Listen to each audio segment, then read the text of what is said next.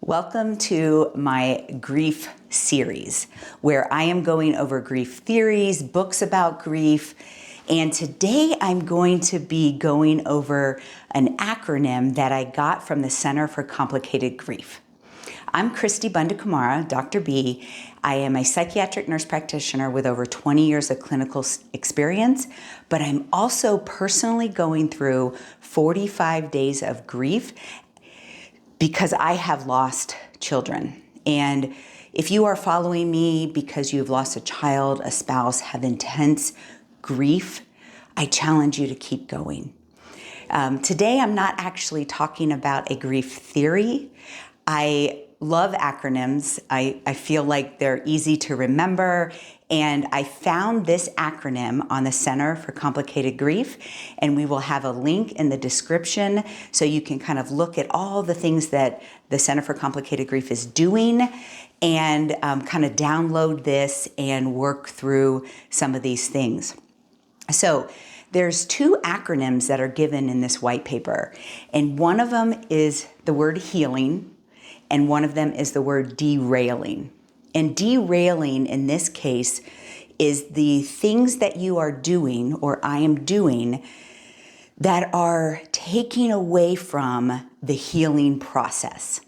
So the healing acronym is going through, a lot of things that I think grief theories often talk about, right? So the H stands for honoring your loved one. Doing things to honor them, but also taking the time to grieve them, put up pictures, do memorials, go through rituals, and really go through that grief process, which is kind of explained in all of the other grief theories that we talk about. The E in healing stands for easing the pain.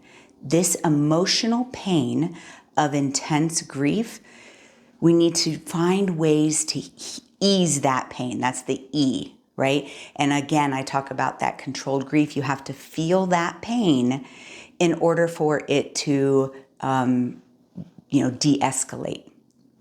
The A in healing stands for accepting your grief. And if you follow me, you know that accepting is kind of a trigger word for me because having lost children, I will never, say, I accept that this is good or I accept, but we do have to accept the pain and the reality of this is our story. And so the A stands for accept. The L stands for learn to live. And a lot of grief theories talk about this as reintegration, reinvesting in life,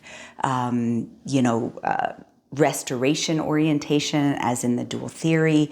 And so learning to live. There are so many mothers who have lost children who reach out to me in suicidal statements.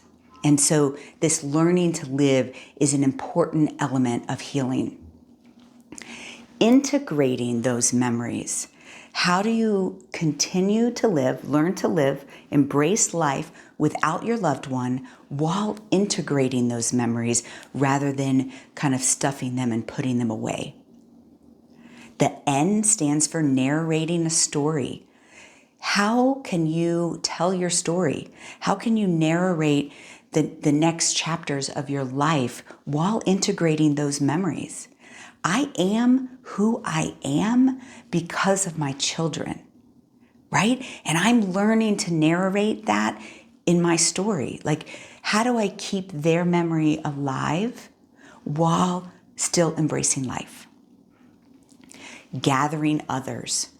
So often when we are experiencing intense grief, we feel like nobody understands and we push away people that we love. And so gathering others is about, continuing to find and bring that support system together for you. So that is the healing acronym. Download that, start integrating those things into your daily, prayer and meditation practices. How can we continue to embrace life and heal from what has happened to us? The derailing acronym is this is different than just, many of the other grief theories, where it's specifically talking about things that take you away from that healing process. And so the D in derailing stands for doubting yourself, doubting decisions you made, doubting the time or energy or anything around prior to this loss. And I often do this. If I would have just slept with Maya that night, she probably wouldn't have died. If I would have taken Reggie to the hospital that day, he probably wouldn't have died. My intellectual brain knows that that's not true. And I've worked through some of those things, but it's still a derailing thought that pops into my head. The E in derailing stands for embracing the wrong ideas. And this is when you go past, actual practical decisions and in my prayer and meditation, I felt like my daughter had a choice in whether she died that night. And I went, at first that was comforting. And then a week or so later, I started thinking, boy, my children who should love me the most will leave me. How can I trust that anyone else won't leave me, right? That's embracing these, exaggerated ideas around a loss. That's derailing from my healing. Repeating the negative talk, the negative images, the negative ideas that you have, repeating those in your brain. They may happen. You may have these intrusive thoughts, but repeating them over and over again will definitely derail you, right? Repeating in my mind the image of doing CPR on my daughter is not healthy for me. And so I am working to try to separate that traumatic event from my grief and work through that, right? So not repeating those things in our mind. The A in derailing stands for the A stands for anger. So in derailing, the A stands for anger, and many of us in intense grief have experienced anger. Sometimes anger is turned inward and you feel suicidal, you feel like hurting yourself. But anger is a protective emotion. It is protecting your heart because the pain is too much to bear. And I just challenge you to try to chip away at that anger because it is just a protective coating. And sometimes that anger is justified. So the I in derailing stands for insistent beliefs about an injustice, right? The drunk driver that killed your son, or this D.E.R.A.I.L.E.R.S that is so rare and nobody cares to find a cure, right? Those insistent beliefs are going to derail you. And in the Mentally Strong Method, we call those injustices. And sometimes you are called in your purpose in life to address injustices. However, if you allow them to get enmeshed in your grief, it will derail you. The L in derailing stands for lack of faith. And I am in several Facebook grief groups. And there was this dialogue going back and forth with some people in the group that were angry that many of the other people in the group were relying on God in their healing process. And they were using their relationship with God as a support. And, several of them were saying, well, I don't believe in God. I want to feel where I can feel safe saying I don't believe in God. And you are absolutely right. You deserve to feel safe expressing wherever you are. But if you have had significant loss in your life, I know that you are struggling with eternal belief systems, okay? I'm not talking about a specific religion, a singular God, but you are struggling with, all of us, what happens after we die? Where is my loved one? Is it really the absolute end?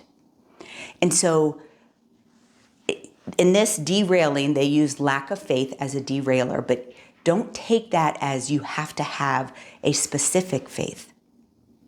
But I do challenge you to meditate on your spiritual belief system and reconcile that as part of your healing process between you and the energy outside of you.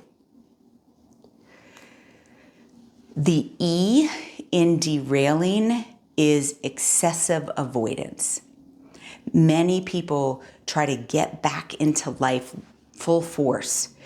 And if you're not taking that time to grieve, I talk about this all the time with controlled grief, it will come up in other ways. It will. The R in derailing is rejecting support. And I know I do this often, and I'm trying to learn to receive. I'm like a independent woman, like I can do this on my own. And when somebody offers to do something for me, I actually get like, oh, well, how can I repay them? Like there's this, internal like struggle of just receiving a gift. Somebody wants to bring me food, or somebody wants to,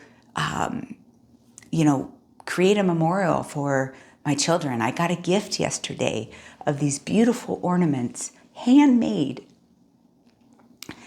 And I don't even know how to say thank you, because I know that that took a lot of time and energy from this person. But that is derailing when we're rejecting that support. And then the last thing, the S in derailers, is survivor's guilt. And again, that's around those negative thoughts and images and, really trying not to be derailed from healing. Those negative thoughts and concepts we can have control of. You might need professional help. And please get that. If you are having trouble stopping those negative thoughts, stopping those images, ruminating on things, embracing negative ideas, doubting yourself. If you're not able to do this on your own and with your, immediate support system, please get help. The Center for Complicated Grief has lots of resources, kind of look through their website. I thought it was a very resourceful place to be when you are in that complicated grief. Stay on your journey of grief and healing. We can't fix this, but we can heal from this because I truly believe that you are mentally strong.